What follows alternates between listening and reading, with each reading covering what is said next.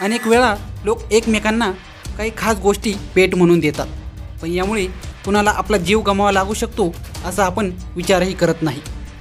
असंच काहीसं या व्यक्तीसोबत घडलं। ब्राझीलच्या एका व्यक्तीला त्याच्या मित्राने एक भेट दिली। याच भेटीमुळे त्याचा मृत्यू झाला। मॅग्नो सर्जिओ या नावाच्या व्यक्तीने त्याच्या मित्राला एक भेट दिली। ती भेट होती पफरफिश, पण ती पफरफिश खाल्ल्याने त्याचा मित्राचा मृत्यूच झाला।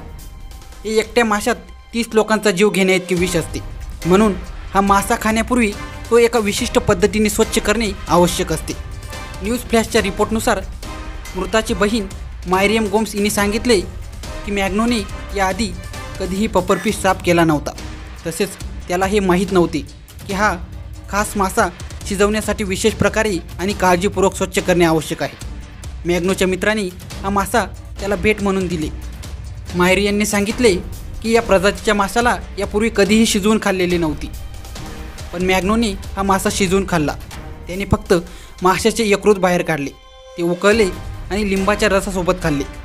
ते खाल्ल्याच्या तासाभरात मॅग्नो गंभीर आजारी पडला।